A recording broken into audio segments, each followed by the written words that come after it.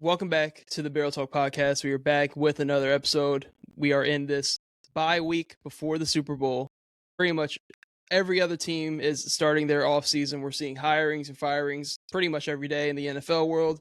But this is going to be a different kind of episode. This is going to be a Will You Get Hired episode where one person out of the three will be talking about a team from each division, and the other two will get to determine if this person will get hired as the GM of this team. We will be talking about just off-season plans, what we thought about the season, where we think the team is going direction-wise, and we'll kind of use that. We will have everybody on a timer, so you get 10 minutes to see if you can get hired to be an NFL GM or not. But before we get into that, Cole, you wanted to talk about Kubiak possibly being the new head coach of the Raiders.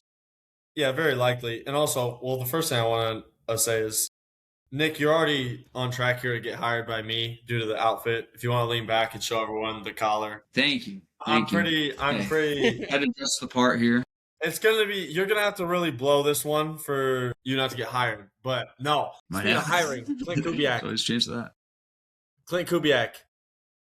So I have never really been, like the hype in the off seasons, like at least since, I feel like it's been since like kind of like 2019 when Mahomes really got going as like, a big time like quarterback, like franchise changing quarterback, to where people started to be like, okay, we want to have that offensive minded head coach.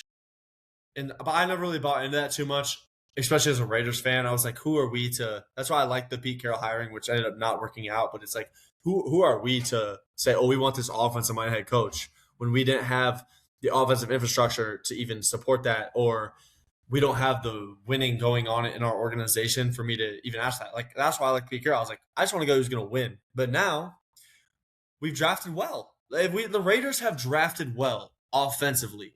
The Raiders never really have had a problem in drafts anyways. It's more been about the culture. And that's why I said I want to get like Pete Carroll. But this year we have the luxury of having the number one pick. So we're going to get Fernando Mendoza most likely if we don't make this big blockbuster trade for a quarterback, which I don't think we're going to have. I think we're going to get Mendoza. We have Ashton Jeanty from last year. You can feel however you want to about him going sixth as a running back. But the truth is, 90% of his yards as a rookie were after contact, and he has shown he is going to be a top running back in this league. I don't think anyone – maybe he's not right now, but I don't think anyone is like, no shot, Genty's a top back. Like, I think he's shown he's a top back. He's going to be a top back if we can get a line. Then you got Brock Bowers, best or second best tight end in football behind Trey McBride. Don't really care which way you go with it, but he's in the conversation for sure. Obviously, to me, he's the best. We don't have a huge wide receiver room, but that's why I love the hire of Clint Kubiak. Whatever we end up doing at receiver, whether it's paying the big bucks for a guy like Alec Pierce or just filling needs to what he likes, I think us getting Clint Kubiak pretty much guarantees that Rashid Shaheed signs with the Raiders as well.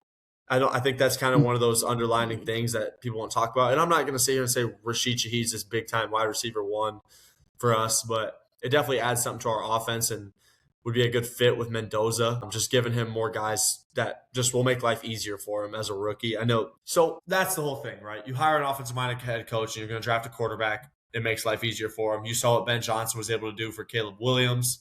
I'm not saying that Clint Kubiak's going to be Ben Johnson by any means, but I do think that we got one of the best coaches it was a weird year because there was a million openings and a million teams looking for a coach, but there wasn't those big-time names to hire. But I do think hiring an OC on one of the best offenses, maybe not statistically best offenses in football, but, you saw what he was able to have Sam Darnold and JSN produce and what he was able to do in their run game. It makes me pretty confident. It also tells me, though, that the Raiders are going to go out and be looking for getting a running back, too. Because I'm not really sold on Dylan Laube. I'm not really sold on Zamir White anymore. And we had Raheem Mostert, but if I'm not mistaken, he was a one-year deal. I wouldn't be surprised if we don't go out and get like a Rashad White, because Clint Kubiak seems to be the type of guy who's going to do a running back by committee scheme. Ashton Jeanty, I love you. I think you're a top back in the league. But when we're going 2-minute drill, you might be holding us back in that category a little bit. So not to dive into this like too much because we have no idea what Clint Kubiak is going to be. I think things are going to look a little bit different though. And I don't know. I really like the hire, but I'm not going to sit up here and get all hype. I'll do that about Mendoza. yeah, the job's sexy on paper, but it's still the Raiders, and we haven't had a good coach since Gruden. So I don't know. I like the hire. I'm going to stay a 6 out of 10 on it, though, and just put my faith into Mendoza's success. But Clint Kubiak will help with that. Sorry to go a little far on that, but it's my favorite team, and I'm a little excited. We can also kind of talk about because we didn't talk about it because it happened, I think, the day after we recorded of Mike McCarthy to the Steelers as well. We can touch on that, which kind of goes either way. I agree with everything you said on the Raiders. I just think it's more of a what does Mendoza do rookie year and how does Mendoza look? Because we've seen quarterback success can help and fix everything. We saw that with the Commanders with Jane Daniels, which we kind of talked about today. Mhm. But in my opinion, I think Mike McCarthy is somebody who, yes, he's a very safe hire for the Steelers. But at the end of the day, I don't think that is a bad thing. I really don't, because when I'm looking at that division, the Ravens are going to be the Ravens with Lamar as long as he's healthy. Whoever's the coach over there, it doesn't matter if Harbaugh's the coach or not. Yeah, they have Jesse Minter and everything else like that, but you have Lamar, Henry, that defense, they're going to be the Ravens, if Lamar's healthy. But, I think this is a fine hire by the Steelers. Yes, is it kind of a lateral hire, but sometimes you just need a new culture. Tomlin was there for so long. Sometimes you just need a new voice, in the building. And I think McCarthy's a good guy for that. And I think he's so much better when it comes to if they were to end up drafting a quarterback at some point and getting somebody else in the building. I think McCarthy is a way better developer than Tomlin. And it seems like that's the route they're going to go. But I'm looking at the division, the Bengals are so-so. The Bengals can either be the hottest team in the league or the worst in the league. We got to see what they do with Joe Burrow. Who knows what they could be looking in next year? Joe Burrow can not even be on the roster. Who knows what the Bengals are? And even then, they don't have the cap space to really fix that defense into making it a Super Bowl caliber or division competing defense.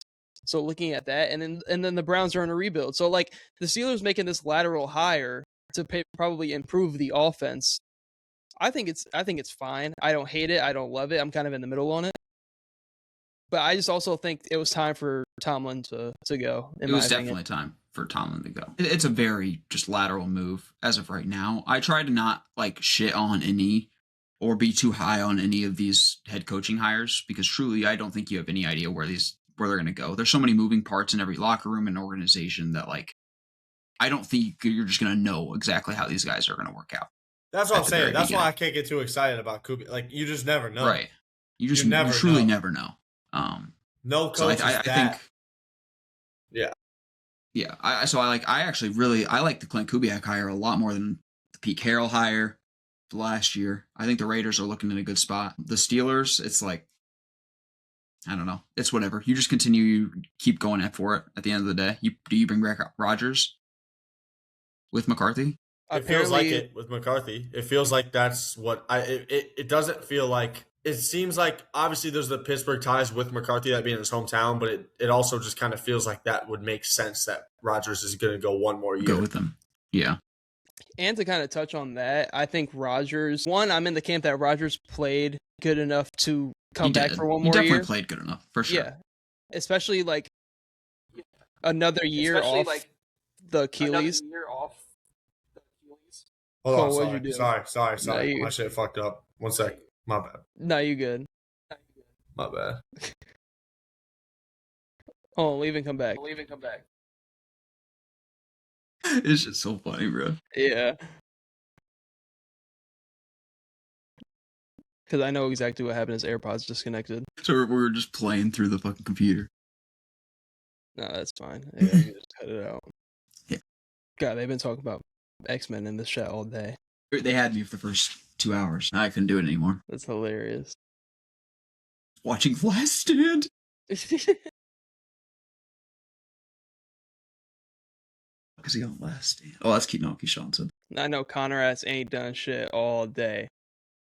No, he got out of that fucking bed once. Grab some pizza.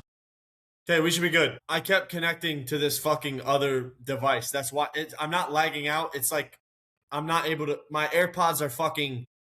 I'm I'll lose being able to hear you guys. Yeah. So that's why I keep leaving. It's not lag. I keep not being able to hear you guys. I realized I had this other device that was connecting, so I should be fucking good. I'm so sorry. Okay. No, we're good. It does You're not good. feel like Aaron Rodgers is going to retire. It feels like a great way for him to go out. Could be. I know he went to the playoffs this year. It'd be nice for him to say, hey, I ended as a playoff quarterback. But it does, to me, feel like it would be a really nice moment if him and McCarthy, and even if they don't make the playoffs, I mean, it's Aaron Rodgers. People are going to clown. It's Mike McCarthy. People are going to clown. I think it would be really nice if he's able to play his last game with Mike McCarthy on the sideline. I think those guys love each other. I mean, they do. Aaron Rodgers is not like that with a lot of people. You know how he is. He's a wild card. It feels like him and McCarthy have a really special relationship. It would be nice for him to do one last year with McCarthy. And I think the offense is going to. I'm going into this year believing that the defense should be better. Because for some reason, the defense just wasn't good last year. The highest paid defense in all football just wasn't good. Like, I don't know if it was a Tomlin thing. That's why I was very. They had a lot of injuries, but yeah. Yeah. The defense, but even when they were healthy, they weren't great. The end of the year, it got better, but it took a long time, bro. Like, it was like week 10, and we were worrying about that defense. Especially because these are veteran and older players. It's not like they had some young stud defense that was just like young and like didn't figure it out until later in the year. So it's like looking at the Steelers, I think they're still in a good spot, but I think they're just in kind of a weaker division than people think. I think the Bengals can be so-so and the Browns are in a rebuild, and it's really them and the Ravens in my opinion until I consistently see the Bengals get their shit together. And I'm tired of giving the Bengals the benefit of the doubt year in, year out because they have Burrow, Chase, and Higgins. I think people give them the benefit of the doubt way too much, and the benefit of the doubt off of Super Bowl that happened years ago. That's done with. We got to stop giving the Bengals the benefit of the doubt and saying that they can run the table when they start out 2-5. Yeah. And that defense was elite on that run. That defense was elite on that run. We can't just act like that was only Burrow being magical every game. Their defense was elite on that run. They squeaked by the Raiders in the wild card game also. It wasn't like that team was like set. Mm-hmm. Sorry to disrespect, but it's true. They were not. It was a little bit lucky. Let's just be honest. Yeah, so looking at that in both hires, or not the Browns, so it's really just the Cardinals. Really just the Cardinals, and technically the Raiders, because Kubiak hasn't been hired, but it's seeming to go in that direction. Right. So looking at that, I mean, pretty much all the coaching stuff is out the way. Now we are going to really fully get into this offseason swing. We're going to get into free agency soon after the season, and then everything is going to kind of unfold. I think we get a very entertaining free agency, just based off how many teams think and truly believe that they can win the Super Bowl. Mm-hmm. And there's going to be a lot of teams that think, oh, we could be the Patriots or the Seahawks of next year and make a run because of how much parity there was in the league this year. So I think it's going to be super interesting to see what teams do, in my opinion. I think it's going to be, do we see a big quarterback move? I know we could possibly see Kyler, but do we see a Joe Burrow get moved in your opinion? Joe Burrow, no, definitely not. I don't think so. I think a Kyler move is likely. Like, you have a bunch of, I mean, who else is a free agent? I know Daniel Jones is going back to free agency. Maybe, yeah, he didn't re-sign with the Colts yet. So, like, there's a few names that are going to be moved around for sure, but I don't think anybody big like Joe Burrow is going to get traded. I think the biggest one's going to be Kyler, and where the hell he'll go, I don't know. Kyler and possibly Mac Jones. Yeah, Mac Jones. But I don't think so. I don't think Mac Jones goes. I think they keep him. He still has one more year left on that deal. I agree. Especially with how injury-prone Brock Purdy has been. Yeah. Just in the past 2 years, I think it would be in the best interest to just keep him. But, I mean, I don't know. I think the only team that I think is really desperate for a quarterback, I guess it's like two teams, are the Colts and the Vikings that are kind of in that we want a quarterback realm teams. Because I think the Vikings want to trade for Kyler. That's such a, I would not trade for Kyler. No. If I'm any team, honestly. No, I wouldn't either. The Colts are going to be interesting. Fellas, listen, I'm going to crash out. This should be good now. Does it sound fine? Does everything sound fine? Yeah, it does. It sounds good. I got the Turtle Beaches on. We should be good, brother. All right. Enjoy the Turtle Beaches Club. Oh my gosh, bro. I'm done with the Bluetooth, going man. Through it. It's done. Let's continue. I'm so sorry. This is why all the athletes stick with the wired headphones.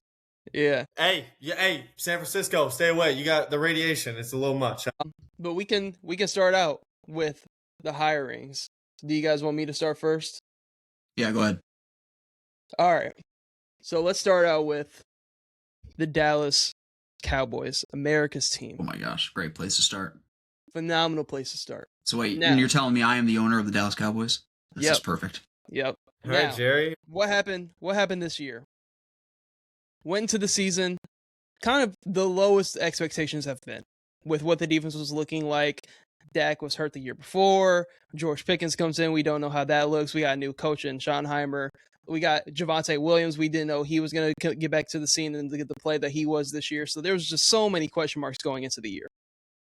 And then started the season, looked really bumpy. Looked like then you move Parsons. Then it's like really shaky because it's like everybody's having these conversations of, well, why did they move Parsons? Why didn't they move him at the draft and whatnot? So like looking at that whole situation, they moved Micah Parsons and weren't able to like really add anything for this season. So I always viewed this season for the Cowboys as a little bit of a punt year. And then they moved and made the trades they did at the deadline, which I really, really liked. I think both of those moves were early offseason gets.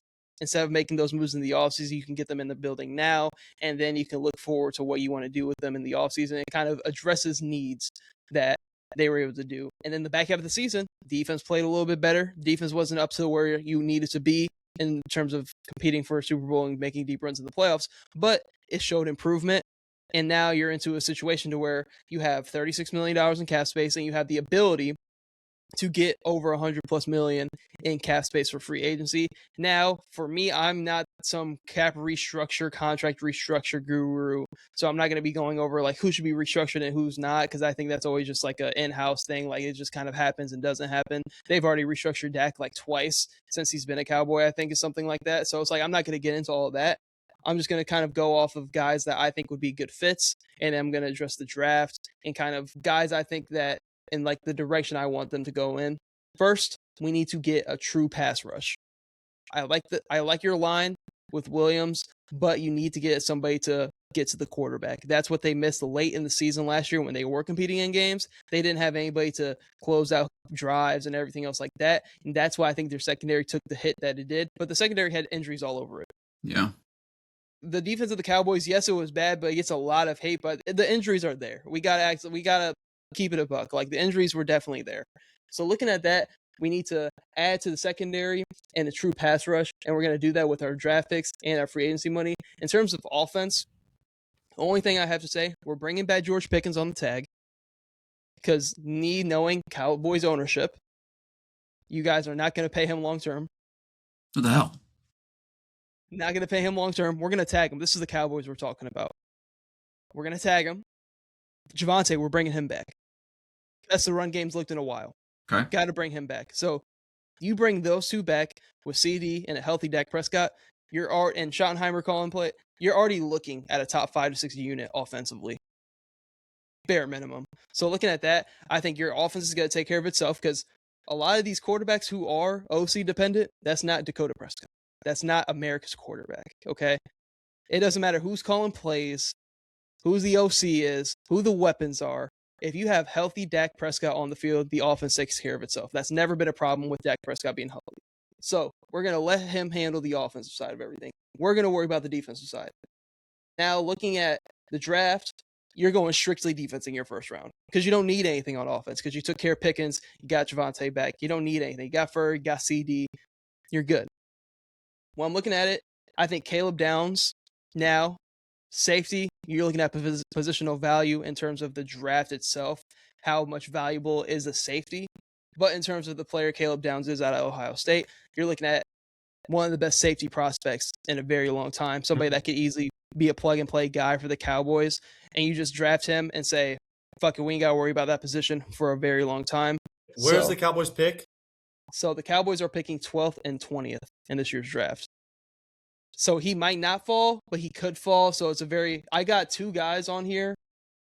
Like they two win guys the for night each if they get Downs at 12. You win the night if you get Downs at 12. That's kind of my first pick. He might be there, though. Yeah. If you win the night. Because it depends on what mocks you look at, kind of just going off of that. Because some mocks have a couple of wide receivers going a little bit higher than defensive players in the top 10. It's not a quarterback-rich draft. So it's like, who knows how far he's going to end up sliding. And I don't want the Cowboys to use these two picks to trade up because I think they need to hit on both of these in this first round because you have two of them for a reason. So I'm looking at Sonny Styles or Caleb Downs with the 12th pick. You're either getting a linebacker or you're getting a safety. And then at your 20th pick, you're getting Akeem Mesdor out of Miami or Avion Terrell, cornerback. So either way, and you're looking at getting a safety or a corner, go get a linebacker and an edge in free agency, and vice versa. And I kind of think going both those directions to kind of help the secondary, help your linebacking room out in the draft would be a big, big help. Because I think your D line is fine. You just need to add some pressure off the edge. It was. And I think the D line is the problem. D line isn't the problem, and the edge was the problem. But looking at that, you don't have anything in rounds 2 and 3 due to the trades, but I think hitting on both these first rounders, who cares a fuck about not having those picks? And then getting to free agency, bringing back Donovan Wilson, going to bring him back. Alontae Taylor, we're going to bring in to be a cornerback, be a depth piece. And your 2 edge guys, depending on where you do want to go in the draft, I would like to see them go edge rusher in the draft, but say it doesn't shake like that. Say you end up getting like a linebacker and then you get like another secondary guy, like say it just doesn't fall your way. I think if somebody like Trey Hendrickson is somebody who they could go get, possibly, because he is a free agent. Best line in football. So he's somebody that I'm only looking at it because I'm taking away from what transpired with the Bengals this past year and everything that's going on with the contract situation. I have no faith in him being a Bengal next year at all, actually. So the Cowboys have the ability to free up all this cap space. I think it would be a good idea to go bring in one of the better edge rushers in all of football. Bring him in, and somebody else who Cole might know a little bit more about, Malcolm Kuntz. Depending on what the Raiders do with him, he's somebody that they could get on a kind of a better deal. Yeah, so he's somebody that they can go get. Good football. With Tyree Wilson playing good football, Malcolm Kuntz is most likely gone. So they just need some guys in that room. And I'm looking at the edge rusher position in free agency. It's not really the best, not really the deepest. You have guys like Joey Bosa who could easily just go back to the Bills, Hassan Reddick who's older, Khalil Mack who's older, who's probably end up going to go back to the Chargers or be done. Like, it's not the most free agent rich position, but if you can land a big fish in Trey Hendrickson, you're going to have the money to do so. I think it'd be a very good add to that D line. And then if you're able to add Trey Hendrickson, then you can focus your draft on complete secondary help. So like, it's going to be interesting to see which route they go, because the draft has a lot to determine on where they are positional value wise. But I think the Cowboys are still in a very good spot in terms of my plans and what they needed to do. Bring back George Pickens and Javonte. Offense is going to take care of itself. Address the defense like you're kind of trending in that way anyways. Like with the trades you made and you have 2 first rounders, it seems like you're just trending to bring in defensive help regardless, because you know that's your weakness. That's one thing I have liked about the Cowboys. They know their weakness, and I think they're going to do everything in their power to make that weakness a strength. And it seems like that's the direction they're going in. In terms of where I think this team can go next year, I've already said this on this channel before. I am penciling in the Cowboys to win the division next year. I truly am. Because I think the Eagles have a lot of stuff going on. I got to see how they're all. Are you, or you just want to get hired? Or are you just an Eagles hater? No, I've been saying this. I think the Cowboys are going to win the division next year, and they're going to host a playoff game. Because I think Giants might be a little bit far away, even with Harbaugh. I think the Commanders, and we'll get to the Commanders in this episode as well, are still a little bit farther away as well. And it's really just them and the Eagles. So I think looking at that, and I'm looking at the games against the Eagles this year, where the Cowboys had no defense that was competing with Philly all game. So that gives me everything I think. And I know looking at their opponents, we don't have the schedule yet, obviously, but they do have a tough schedule. But I do think the Cowboys, if they make the right defensive changes, can win the division. And I'm looking at this Cowboys team has a little bit a 1-year retool to get back to the playoffs next year. I fully believe that Schottenheimer is a really good coach in this league, and he still has a lot to prove, but I think he is a good coach. And I think he shows some things on the offensive side of the ball to where your offense is going to be top 5 to 6. Just get that defense middle of the pack, a little bit above average. And I think you're going to be a really good spot. But that is all I have for the Dallas Cowboys and their offseason plans and what they are going to be going in next year. I'll go first quick because, Nick, I know you have more of a tie to the Cowboys than me. But I'll say I like where you're at with this. I like how, I think it needs to be my fellow owner, Nick, of the Cowboys, he likes to kind of treat our franchise like we're a fantasy football team, right? The Cowboys are known for going very playmaker heavy, right? To sell these tickets. And that's In Jerry's all world. seriousness, that's Jerry's what world is Jerry getting Jones bullet. does, right? And I think if you're able to be the GM for the Cowboys and you're able to be like, hey, like, okay, I want to do that as well because that's one, what the fans want to see, and two, it gives us a chance to win games we maybe aren't supposed to, and that's what the Cowboys have been able to do. I think being defensively focused is very important for the Cowboys this offseason because we know what Dak is. Dude, he's really good. He's a very reliable, very good quarterback. And if you're able to run the ball, at least middle of the pack level, you're going to be in a really good spot if that defense is playing well. And that's the recipe to be hosting a playoff game, is being defensive focused this offseason. And I would love to hire a GM who's thinking in that way. Can I do like a question round quick before Nick you go? Yeah. Do you have a Okay, let's just. I know you mentioned some. You mentioned a lot. You hit on a lot of good points. Do you have like a circled name for Dallas that is like your number one priority defensively to get in free agency or the? I know you mentioned Caleb Downs in the draft, but like if we're talking money, like paying money towards defense, do you have like a guy that you're like, targeting heavily on the defense side of the football? Like the number one guy, I guess, is what I want to know because you just said a lot of great things. I just want to know if you have a number one guy. My number one guy is definitely Trey Hendrickson because, like I kind of said, the Yeah, you mentioned it. Yeah, that's like I said. I'm not. Yeah, I got you. I just wanted to know if that was your. I would say if I left this offseason with Trey Hendrickson, I would consider it a win for what you need defensively. In my opinion, he's the number one You're guy. All in, man, though. I mean, you're all in, man. You pay George and you sign Trey, you're pretty much all in on winning football.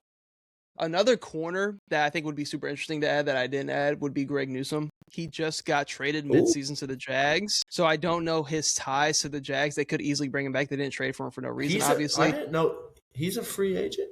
Yeah, so he's somebody that could. He is. He's somebody that could be available. I don't know how available he's going to be because if you're traded for him, I doubt you're just going to let him walk in free agency and be a rental, especially with how good the Jags defense was. So I kind of just took him off my list as like he might not even be an obtainable. He might be one of the first guys signed. Like if they traded for him, that was kind of the mindset I was looking for. But if you can leave, the perfect offseason would be leaving with Trey Hendrickson and Caleb Downs. If you get both of those guys, I think everything's going to start falling into place.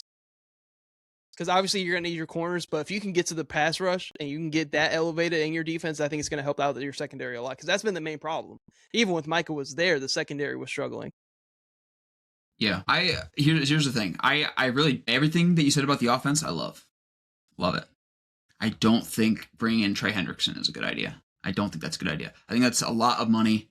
I don't think I, as the Cowboys owner, quick to want to get into another situation like Micah Parsons where we're just paying one big guy a bunch of money. I like what Seattle has done and just getting a bunch of young guys, a bunch of guys with either small contracts or guys that we've drafted. So I like where you're going with the draft. I love getting Caleb Downs at safety there. If you can do that, if I hire you and you can do that, get somebody like Josh Jobe or like Greg Newsome. If we can get one of these, like maybe the Seattle guys, because Seattle's going to have to pay a bunch of people, like if Tariq Woolen comes available. Like, I think something like that would be better because something I feel like I've noticed just watching the NFL is there are a lot of guys that get pressure. Like, obviously, Trey Hendrickson's one of the best guys to get pressure, but like we already have the interior guys, and I think we can work with a bunch of outside guys that aren't as big a name, as big of a price tag as Trey Hendrickson and get not as much pressure, obviously, but not spending as much money on just the defensive line where we... Nick, it is interesting that like a lot of the top paid edge rushers in the NFL are on bad teams. Like, you know what I'm saying? There hasn't really been a big translation to top end edge rusher being on Super Bowl winning teams. Right. You know what I'm saying? Right. It's usually the interior 100%. Guys like the Aaron Donald and Chris Jones archetype. You know what I'm saying? That's why I love the Quinnen Williams trade. Love it. Yeah. Absolutely love it. I think I agree with you on that, but I think we need to value like the opportunity that we could get Trey Hendrickson maybe at a price that isn't what it should be based off of how cheap the Bengals have been with him. Because if the Bengals were competitive with trying to bring him back, we're talking about maybe $10 million extra dollars.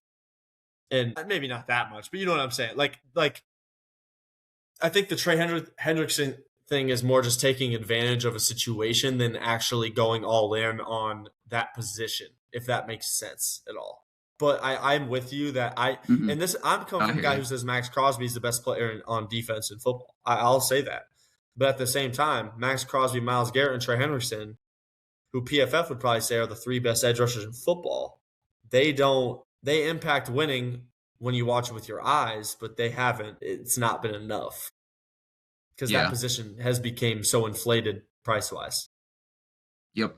I think we can very easily get some younger and cheaper guys to just rotate in and out, at the edge and use why Quinn aren't Williams to really the just Cowboys could help be those all guys in get on better. just the Cowboys could be all in on Mesidor with their second pick, and I think he could be a top. I don't want to put a number to him, but I think he could be a very good edge rusher as a rookie. The only reason I really wanted to go with Trey Hendrickson is because you never know how the draft is going to fall, right? And I don't believe in the Cowboys putting 2 picks together to trade up because I just don't think it's the draft for that. And I think they could use both and get 2 really good players instead of 1. But it's also like Caleb Downs is the best safety in the class. He could easily get snagged up at 8, and then you're kind of like, you could go, because they need so much on defense to where it's like secondary linebacker and edge rusher. So it's like you're kind of just getting the best available at either position in the draft. So that's why I kind of put 2 options for each pick, and I'm just like if they miss out on the edge, like having Trey Hendrickson there, and then like say you end up with 2 corners or like a safety in a corner or a linebacker, like it can go a bunch of different ways for them in the draft with 2 first-round picks. Jerry Jones is just going to end up drafting Free Jeremiah agency's Love first. Jeremiah Love's going to go to the Cowboys. Like that's what Jerry Jones is going to do. So I'm saying hire for Corey because this is what he does. He will do that if he's there at Corey is 12. hired for sure. And For for sure. me bringing Jeremiah Love in this is not saying Jeremiah Love's not going to be an awesome running back in the NFL. It's more the fact that is the most Cowboys thing ever to have such an obvious need, and you take the best running back in the draft at 12. Right. Yeah, I would hate I know that. Javonte was that's good. trying to sell tickets at such value. Javonte was good. I loved He wasn't for them. But he wasn't to a point to where it's like people are saying we don't need a better run. You know what I mean? Like he was good, but I don't think Out of everybody that they could go get in free agency, when I'm looking at the names, it's like you might as well just bring him back because you're not getting Kenneth Walker. He's gonna go back.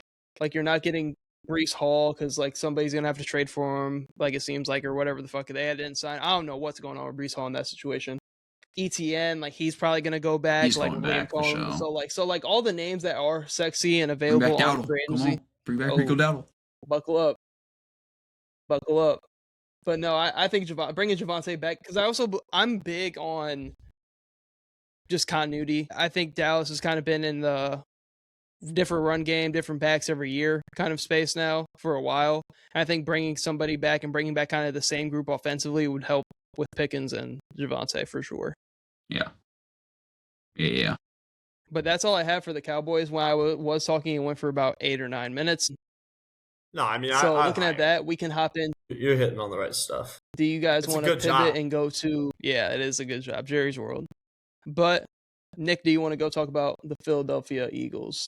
Yeah, sure. Yeah. All right. I'm We're gonna interested. pivot Hold on. to I'm interested Philadelphia. to see What's where up? he is about AJ Brown. I'm really interested to where you're going to say about AJ Brown. I knew that was the first thing I was going to get asked about coming in here. That's what I want to. I want you to. We're all grown men, fellas. Let's We're all address grown the men elephant. at the end of the day. So at the end of the day, I'm leaving him on the team, and we're going to move on. All right? We're going to hash this out. We got 6 months to hash this out. We're men, all right? We're not boys. We're going to sit down. We're going to figure it out. AJ Brown, Jalen Hurts, I'm going to lock you in a room for 2 weeks. Let's figure some shit out, all right? So AJ Brown will be back on my football team. The Philadelphia Eagles have around 18 to 21 mil in cap space after it goes up. 1 first-round pick, 1 second-round pick, and 2 thirds at least. They said they might get a compensation 3rd pick as well, so they might have 3. So the offense is pretty much going to stay exactly the same except for Dallas Goedert and our wide receiver 3. So Dallas Goedert is expiring. It's looking like 10 mil a year right now, which is kind of crazy. I'm not bringing him back for 10 mil a year. If Dallas Goedert can work out something, like a hometown discount of, $5 million, then I think we can bring him back. But I don't think Dallas Goedert is bringing us anything special at this point. I know he's really good around the red zone, but like we're spending too much money to be spending $10 million on Dallas Goedert. So I'm not bringing him back. And then everything else is pretty much the same. The O-line's staying the same. I know we had injuries in Lane Johnson last year, so that's kind of, we had a lot of things that went wrong on offense, especially with the offensive coordinator who's now gone. So I went and hired Sean Mannon, and he's going to be our offensive coordinator now. And I think that's going to help a lot of things. That plus these offensive line injuries, I think are going to be better. Obviously, Mailata, Dickerson, and Lane Johnson are all amazing at the O-line. And Juergens has been pretty good in the last few years. Because of that, I'm pretty confident in this offense.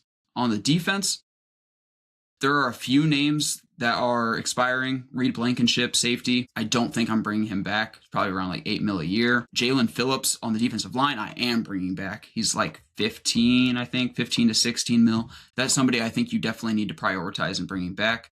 He's going to be just targeted. Been a keystone for the defense.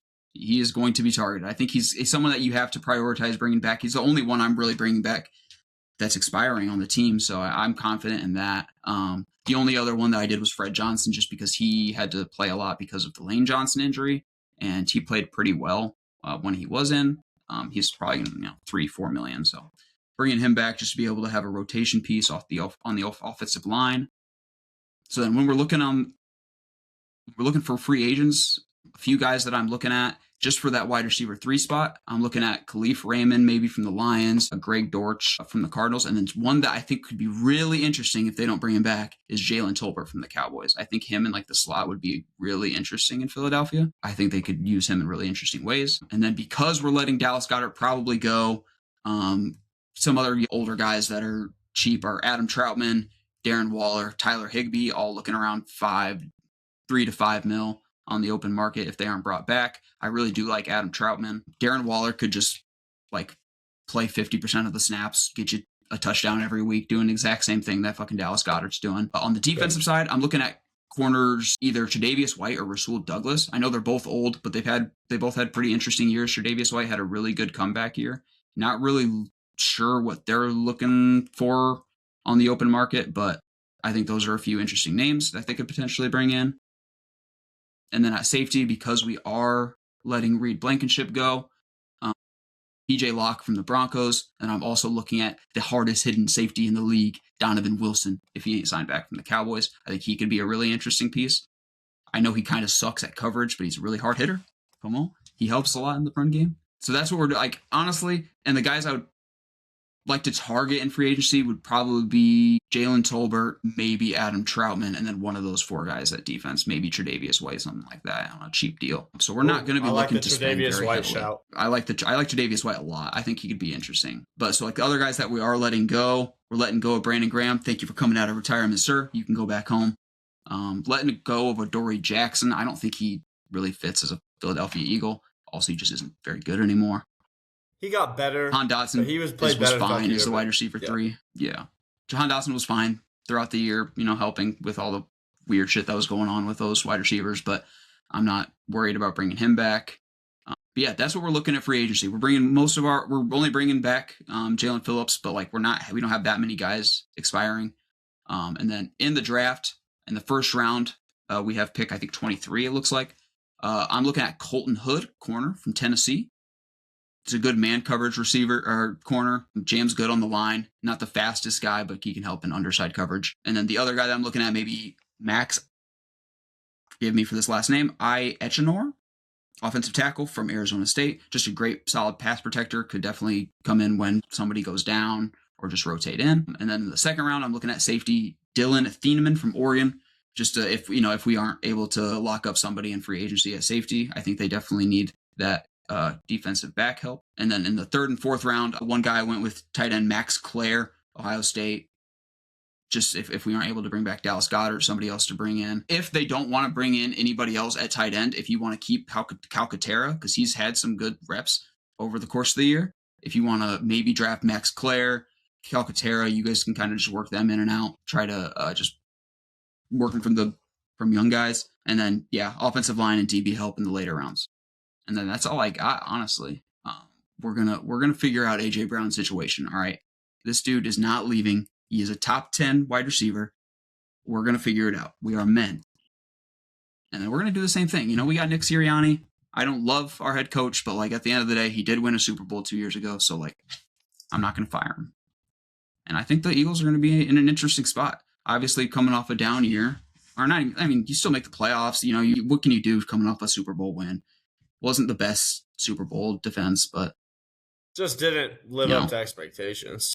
Yeah, just didn't live up to expectations. But again, like I'm not worried about Saquon being worse because I've talked about it throughout the year. But that was always going to happen. Coming off the best season we've seen from our running back in years, like that was always going to happen. Chris I'm very Johnson, confident probably. Saquon comes back. Yeah, like I'm very confident he comes back and has a bounce back year. I'm confident in these wide receivers. I'm confident in this quarterback. Our quarterback is top 10.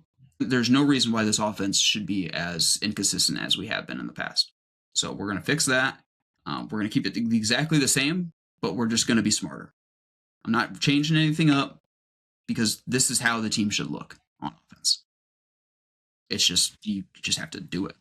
We just got to have better play calling, and the guys just got to execute. Yeah, so I like everything that you've said. Keep it a buck with you. You weren't in our top 5 of guys to bring in as a GM. You weren't, if I'm being completely honest. Did the suit bring me into top 5? Yeah, we saw you in the waiting room.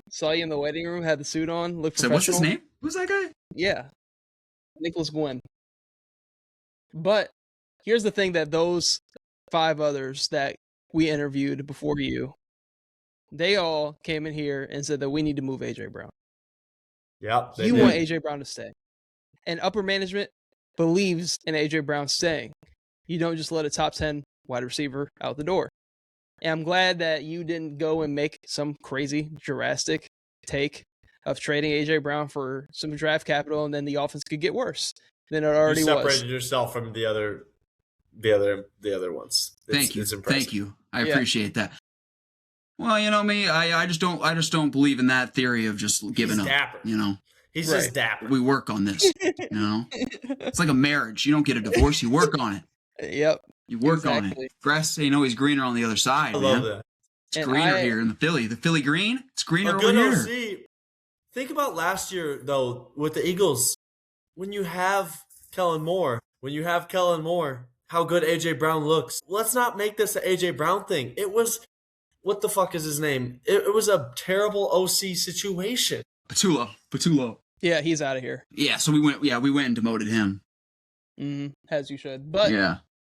I'm going to go ahead and but to be realistic real quick, just to be real quick, I want to talk about just the AJ Brown, because I'm not sending him away. One, because you can't release him. He's $60 million in dead cap if you release him, so you're not doing that.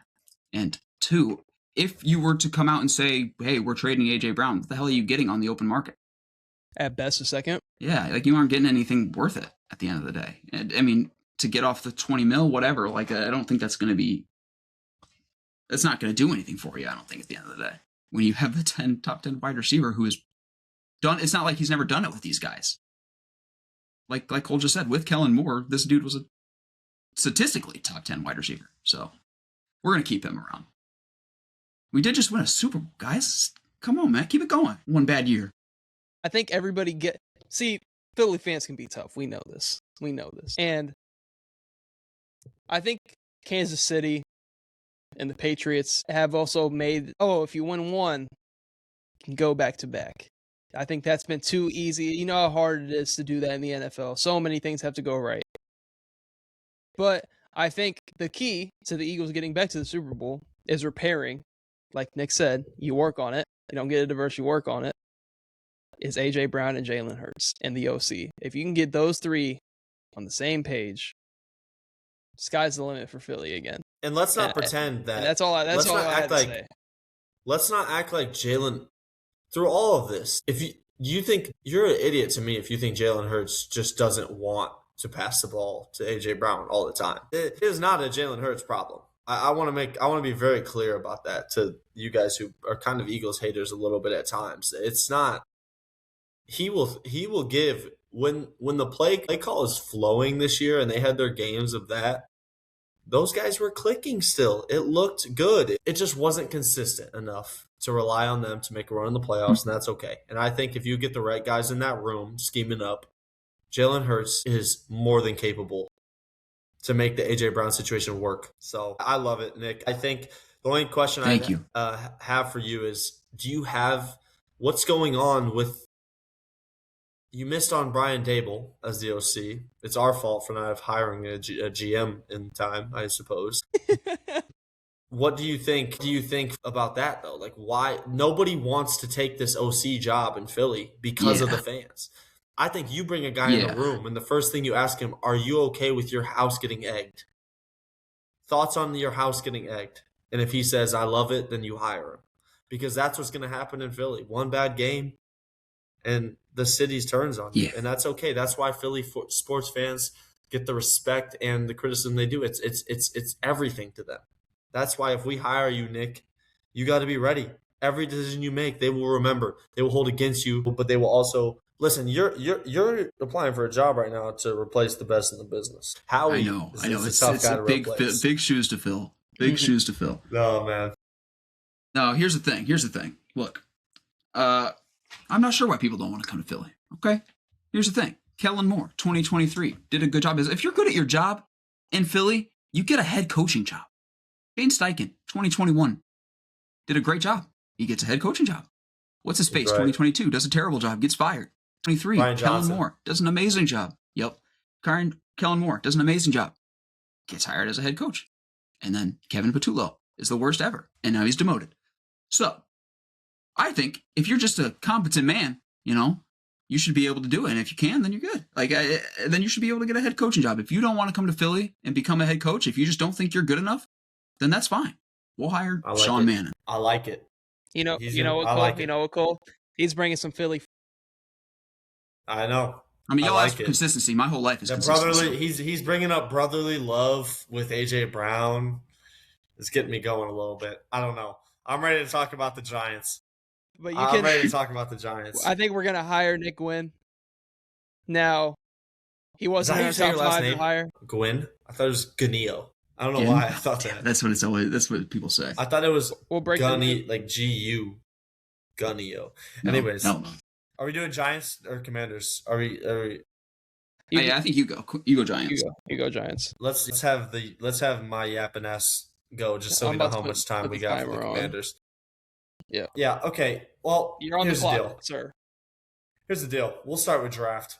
Here's the thing. Everyone wants to, jump quickly to the wide receiver position. I know you guys hiring would like another wide receiver to come in. I think that position gets a little bit overhyped in money wise. So drafting wise, it's not a big deal because you can see if you can find a guy like a Carnell Tate or Jordan Tyson that's actually worth paying that money to. But we got to remember, this year, we didn't have Malik Neighbors. We didn't have a guy who going into the season we thought was a top 10 receiver. And now me in the office, I'm going to have him. So I'm going to be able to build a roster around the idea that I have Malik Neighbors healthy. Wan'Dale Robinson was a 1,000-yard receiver this year. I trust him a little bit to a point to where if in free agency we can find a tight end that we like at the right price, I'm not too worried about not dedicating our top draft pick to wide receiver. But what I will say with that is, though, we're picking at pick 5, okay? We need to look at the teams in front of us because I think that's a lot of how draft prep goes. Looking at Tennessee Titans and the Arizona Cardinals. Cardinals will go 3, Titans go 4. 2 teams that could take an O-lineman. I don't think the Titans will take an O-lineman. I think they might go defense, actually, or wide receiver. I'm predicting that the Titans take Carnell Tate to help out Cam Ward. But now that I say it out loud, they just hired Robert Saleh. It's very likely they take a guy on the defensive side of the ball. So maybe Carnell Tate falls to 5 for us. And I would be very happy with that. But if the Cardinals don't take the tackle from Miami, Francis Maugia, and then there's also Spencer Fano has been like top of the O-line talks in the draft for a long. The Miami kid has kind of like rised with their playoff run. I'm not mad at addressing that right side line because we got to think about what we have. We have Jermaine Illuminor. He's a former Raider. Jermaine Illuminor, I actually think, is going to come back to the Raiders. And I forgot to mention, I was a little bit excited to do this when you told me I was doing the Giants for this episode. This is off the record of my actual interview. The Raiders and the Giants actually have very similar needs. So it's, let's just say, hypothetically, if Barrel Talk Podcast got a fuck ton of listeners, I might not be actually trying to share the sauce of who I'd want to get because the Raiders kind of need to address the same spots. I mean, we need to address O-line, we need to address the secondary, and we need to address wide receiver. And that's pretty much what I am going into this offseason thinking about as one, a Giants potential general manager, and then also a Raiders fan. But back to my actual interview. If we can get Carnell Tate at 5, I'm ready to draft him. But if one of these top O linemen are there for us, and if the Titans take, I'm not ready to draft Jordan Tyson at 5. I'm not. I like Jordan Tyson, but I don't think he's a Carnell Tate level talent. Carnell Tate really disappointed me in the playoff. He was playing like he didn't want to get hurt. He was just bracing himself for the nickelback coming down on him. I don't know if you guys know what I'm talking about, but it was very obvious. He had drops in that game that were pretty egregious of him just protecting his body, which, I mean, if he's protecting his body to be a New York Giant, I'm all in on it. But I also want a guy who's ready to be nasty as a receiver, because what we're going to do in New York is block. We have John Harbaugh as our new head coach. I haven't even brought him up yet, but the fact that he took this job already, me as an interviewer, I'm good with Jackson Dart being the quarterback. You can have questions all you want about Jackson Dart, but we have a guy in John Harbaugh who just took this job, and he doesn't take this job if he doesn't believe in Jackson Dart, and you better fucking believe that. So I'm all in on Jackson Dart right now, and I'm ready to take a receiver, but not Jordan Tyson. So what I'm doing in the draft depends on what the Titans do. They have pick 4, we have pick 5. They take Carnell Tate, I take whoever between the 2 tackles I mentioned that the Cardinals don't draft. They go defense. I'm ready to take Carnell Tate. I believe in Carnell Tate. I love the size. I love what he brings. He played as a wide receiver too at Ohio State, but if you know anything about Ohio State, I mean, that's wide receiver you. If you pass on an Ohio State receiver, that's going to come back to bite you, and that's shown with how Jackson Smith-Njigba has turned out. He is in the conversation of being better than Justin Jefferson, better than Jamar Chase, better than Puka Nacua. I mean, those are the obvious top 4 guys, but you can tell me who you like. He's in that conversation. That's Ohio State receivers for you. They're all over the place. So I'm ready to take Carnell Tate. I don't have a decision. The decision will be made on draft night when you, Nick, you, Corey, and me are sitting in the draft room together after you hire me. We will be making our pick on either Carnell Tate, Francis Maigoa, and then obviously the guy Spencer Fennell from Utah. So we're addressing the right side of our O-line. I'm ready to draft a right tackle, or I'm ready to draft a wide receiver 2 who could maybe become a wide receiver 1 for us one day. That's where I'm going draft night. When we look at the rest of the parts of the draft, I say we take some shots on some guys. The interior O-line for the Giants isn't bad, but I'm okay with late, in the second round, we can just draft O-linemen. There's a kid from Iowa, Logan Jones, who is kind of projected to go round 5 or 6. Don't be surprised if on draft night he goes rounds 3 or 4, because NFL GMs just love linemen from Iowa. And I'll touch on that a little bit later in free agency about a guy named Tyler Linderbaum, who I think is going to be a Las Vegas Raider, but I'm interested in him as well. We can move around our O-line to have him play center. Centers and guards can interchange, and if they can't, they're not good enough to play for the New York Giants. So that's just where I'm at with that. I think O-line needs to be the biggest priority. Like I mentioned earlier about how I don't love the inflation of the price of edge rushers, I kind of feel that way about wide receivers as well. That's why I'm not going to be getting overly crazy about hiring a wide receiver. In the draft, we're going to draft Carnell Tate, or we're going to draft one of the top O-linemen. Let's move on to free agency, though. In free agency, my biggest concern is Illuminor leaving. He's not going to be our right tackle.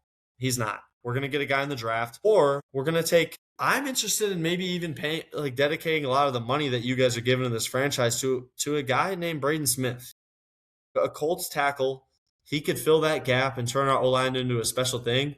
We got John Harbaugh as our head coach. We're going to run the football. We got Cam Scatterbo coming back healthy. Jackson Dart, honestly, could become one of the top rushing quarterbacks in the NFL. He is that physical. He is fast. He is a good runner. He's crafty the way he can extend plays 3 yards further than they should. I'm a little concerned that he doesn't like going out of bounds, but I kind of love it at the same time. I like the identity we're building in New York, especially when you throw John Harbaugh in the mix with guys like him and Cam Scatterbo. It's going to work out well. So let's make sure we protect him well in the O-line, and that's why I'm not sold on just saying Carnell Tate no matter what. I'm not going to write it on a piece of paper like his draft day, but I want him.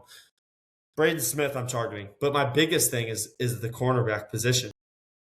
when you look in the NFL right now, I mean, let's look at the division we're going to be playing in. 2 games against Jaden Daniels, 2 games against Dak Prescott, and 2 games against a Philly offense that's going to be looking to air it out and prove people wrong this year. We need guys who can guard it.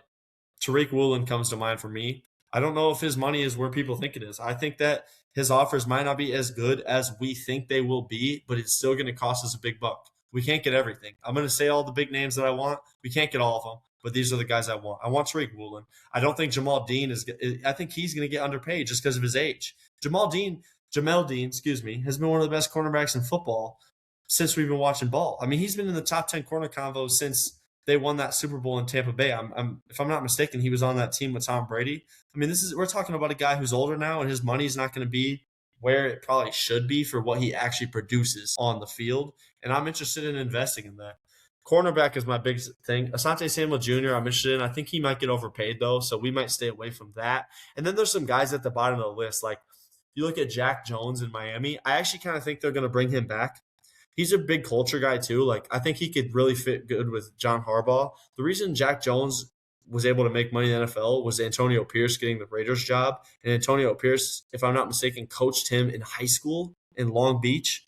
And that's kind of, if I'm not mistaken, I think that it might have been at Arizona State. It was one of the two. But either way, Jack Jones is the guy that we get on a really cheap deal. And he's not going to be this game-changing corner for us, but we need to address a lot of spots. We can't put all our chips in one basket.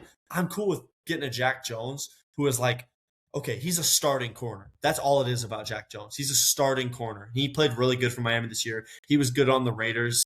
We just moved on from him because Pete Carroll went way too in-house on his position coaches, and it really hurt our defense. And either way, Jack Jones is a guy I think we get for cheap, and I'm really into that. Tre'Davious White, he's also a guy I'm a little worried about maybe costing too much. I think he's really good, but maybe that's not where we go. I guess the whole point of this, though, is that we need to spend money at corner. We need to spend money at corner. We need to spend money on the offensive line. Even if we draft a tackle, I'm okay with spending money on Tyler Linderbaum. I think he is like a home run signing for any team. No matter what you pay him, you blank check pay Tyler Linderbaum to be a part of your offensive line unit. That's where I'm at in free agency. You want to talk wide receivers? I think I'm a big believer in Malik Neighbors healthy. I think a guy like Romeo Doubs could come in. I'm looking at a wide receiver unit of obviously the rock star talent that Malik Neighbors is. And then at your wide receiver 2, you have a possession guy that Romeo Doubs is going to be. And I think Jackson Dart would like a guy like that. Like Jackson Dart isn't to the point in his career yet where he can maximize a real wide receiver 1. But a guy like Romeo Doubs at wide receiver 2 could maximize Jackson Dart, if you kind of get what I'm saying, right? Because we're not in a position to put so much money to wide receiver. I think that's a little unfair to our second-year quarterback. Now all of a sudden expectations are high. These guys want fed. How about we get guys that will complement our quarterback? You know what I'm saying? So I'm thinking maybe a – But looking at everything, we hired John Harbaugh before you. And to be honest, kind of like the Eagles' job, which rumors did come out, say that Nicholas Gwynn, who just got hired, he wasn't even in their top 5. But Harbaugh wanted you specifically because of everything that you just said in terms of getting to the defensive side of the football. I'm glad you brought up the point about the wide receivers and not getting these sexy names, because somebody like Romeo Doubs, any big catch that Jordan Love needed to throw and somebody needed to make, it seems like it's always Romeo Doubs. Yeah, so he's a big time. He doesn't drop the ball. No, so big time there. And looking at us, we want Harbaugh to have full control. And if you're a Harbaugh guy, we want you here. We are kind of giving him the keys to the pretty much everything here. That's why I didn't even bring up hiring an offensive coordinator, defensive coordinator. That's all John. He's got it. He's going to bring in good guys. That's not my job. That's his job. He hires his coaches. I decide who we pay. Nick, what are we thinking? Hey, Cole. John Mara here. I just got a few questions for you. So John Mara us here. In the Holy higher ups, shit. Us in the higher ups, we believe in Malik Neighbors. I think even more than you do. I think we think he's going to be a top 5 wide receiver in the league. With that being said, we aren't the biggest fans of drafting Carnell Tate with the 5th pick. I know you talked about being open with that pick. How open are you to possibly trading down? You know, we have a lot of holes. Tennessee being at 4 really fucks with me. because I think they're either gonna go wide receiver. If they go wide receiver, then maybe we do. But if you're ready to pay a Braden Smith in free agency, then I'm down with trading down, because we got to be on the same page here about like that need, because Illuminor was not bad for us this year, and he's going to be gone. He wasn't good enough for us to put the money that he might get. I'm even okay with addressing the D line a little bit. It sounds insane, but it didn't live up to what we wanted it to be. So yeah, if you want to trade down, we can. If we're going to trade down, we got to make sure that we made the right decisions in free agency before we do that. For sure. Well, I think you might be right with that, Brady. But my other question was, coming off the Jackson Dart injury, we're not the biggest fans of, the running around. I think we really want to bolster the offensive line. And how do you think we can work with him being a good runner, but also keeping him intact and making sure he's a good pocket passer and can do all those things? I think we got to trust John, because John's going to put the right guys making the right decisions. Yeah, I like this guy. If we're all in on John, then our jobs are easy. Like, sure, you can have your gripes with him as how it ended in Baltimore and how, but at the end of the day, he is the guy who hired Mike McDonald, Super Bowl head coach, right now. He's the guy who has had all of these amazing play callers, all of these guys who have put Lamar in these positions to win MVPs, and Lamar has the talent to do it without John Harbaugh even. But I'm just saying, I trust John to put Jackson Dart in these really good positions. But when it comes to money-wise and decision-wise, how we can do that, it's like I said, getting guys like Romeo Doubs, getting guys on the offensive line, just guys that make Jackson Dart's life easier. Because the last thing we want is the New York media cracking down on our ass because we went all in on Jackson Dart, and they think it's his fault, when really we didn't put him in a safe position. He's reckless, but guess what? That's going to be our identity. We got Cam Scatabo. We got Jackson Dart. We got John Harbaugh. Malik Neighbors is hungry coming off an injury. We got all these guys that got a little bit of a screw loose upstairs, and that's what New York Giants football is going to be, because on Sundays, when everyone turns their brains off and just plays football, we've been doing that since Tuesday at practice. That's what the New York Giant football team is going to be. I mean, that's what we're going to be. Correct. I think we're on. I agree. Seems like John Harbaugh is right here. Him and John Harbaugh are on the same page. It's like these guys just know each other. We want to be on the same page, top to bottom, throughout the organization. That's what we value here in New York. It sounds like he is. Yep, and it sounds like he is. So we are going to hire Cole to be. Let's just buy into the craziness. Let's buy into Cam and Jackson's vibe. That's what gets the fans going. And if it doesn't work out, we pivot. But right now, that's where we're going to go. We're going to go all in on those fellas. And now we are on to the Washington Commanders, the last team in this division. I am on the clock. I have 10 minutes to show you guys that I am the right hire for the Washington Commanders job. I'm on the clock. I'm excited. First off, looking at this year from hell, kind of got to take this on the chin. Injuries all over the field. Jane Daniels, bad injuries, everything bad, right? Injury-wise. Kind of looking like the Niners before this year with all the injuries and how the season just went south early, right? Don't think that's a bad thing, because when I'm looking at this roster, I hate to break it to the owners, what did you guys really expect? Looking at how old this roster is, I'm not shocked to see all these injuries. We're just going to go right to free agency, because my whole plan is we are now focused on building a team around Jane Daniels. We are building and getting kind of the timeline matched up with our young quarterback who's on a rookie seal contract. We're going to be looking at being financially savvy and really bringing in guys that fit that mold. Now, when I'm looking at the holes for this team, there's a lot of them, because with an older roster, a lot of these guys kind of just aged out and got hurt this year. And I don't think a lot of these guys are worth bringing back, because now you can get into a situation, sure, you have a little bit of a retool year. Yes, you had the year that you went to the NFC Championship game, but all these guys are not the same players they were in that same run, in that same season.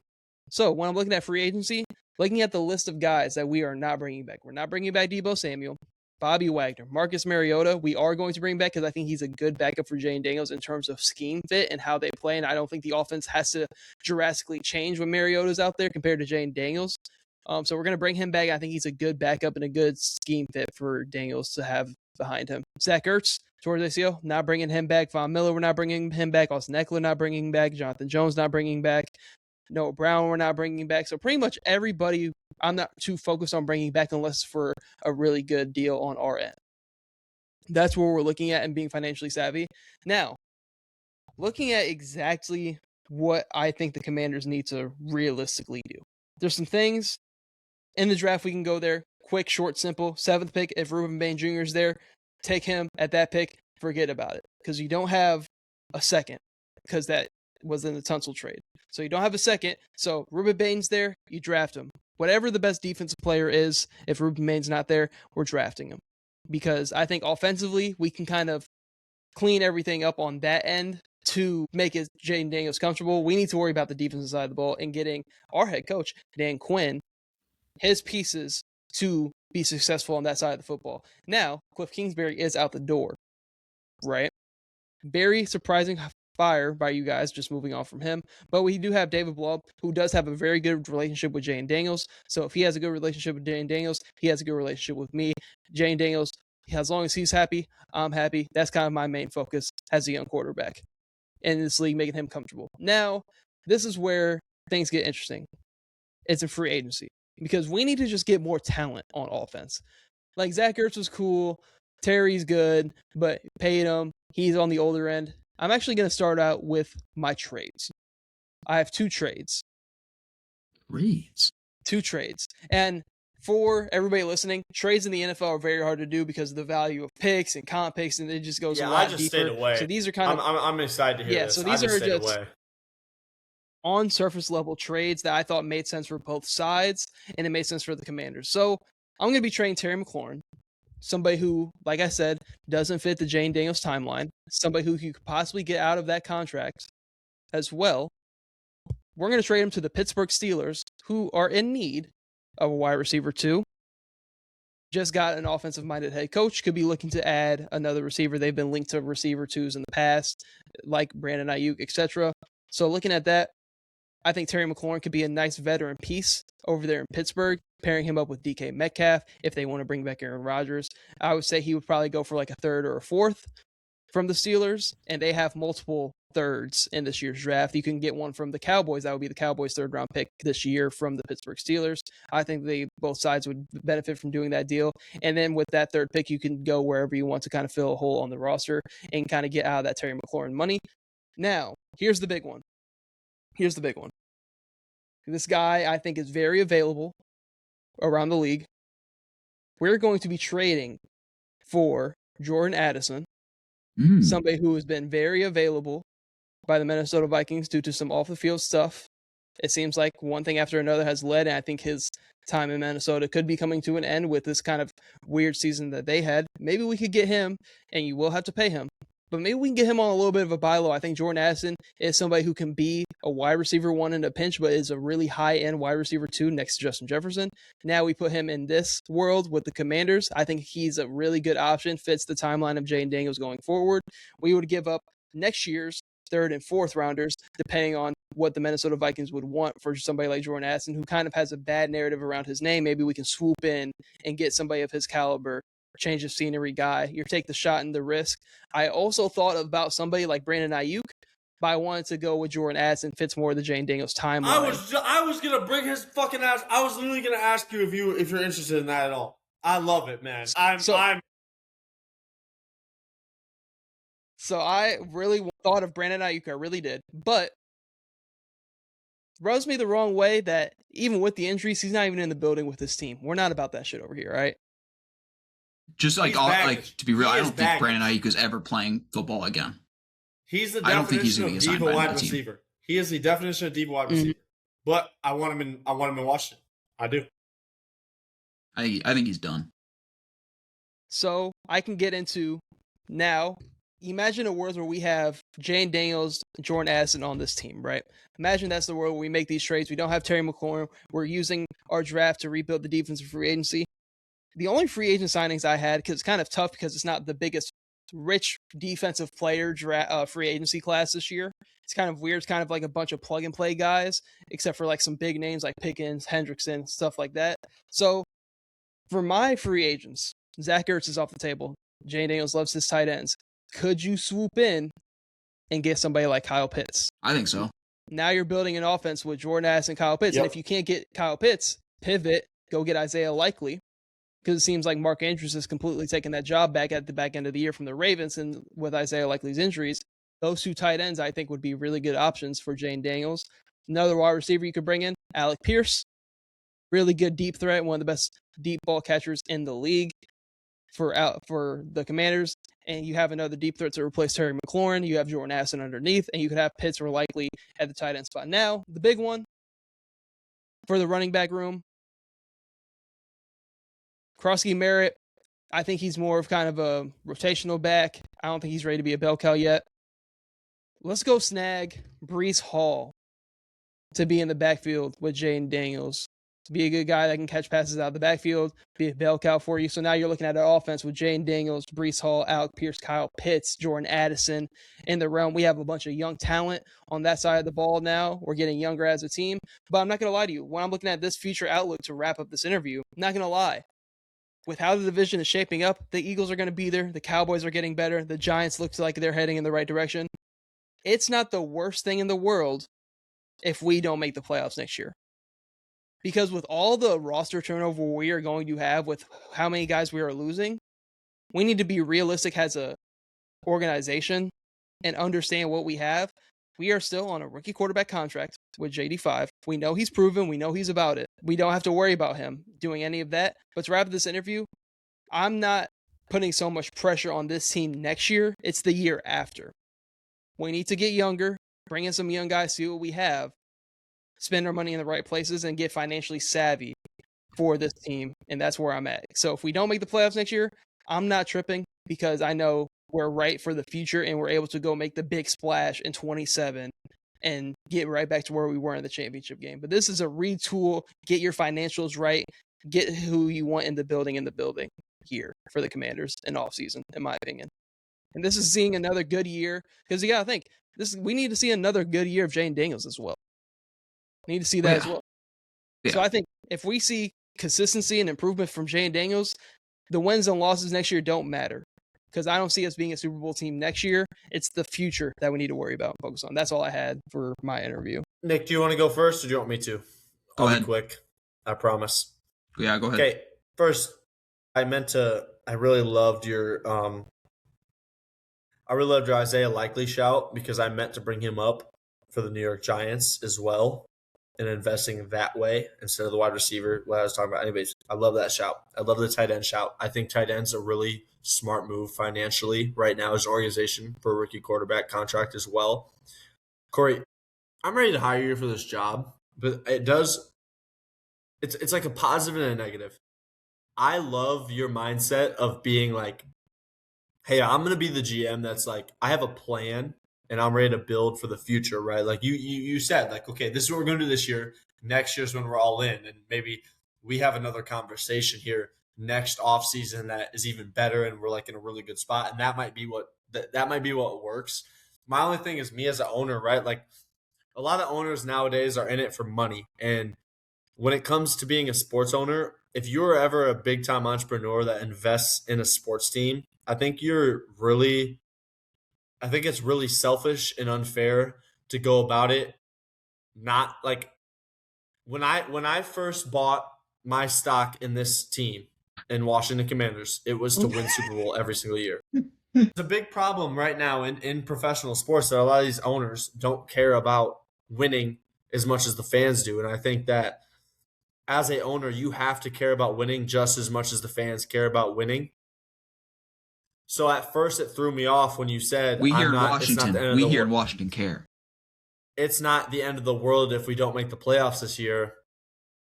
Do I agree that you have a plan and I like it? Yes. But I don't like your point of saying our quarterback's still on a rookie deal. I feel like that means it's time to go in today's NFL. look at when we went.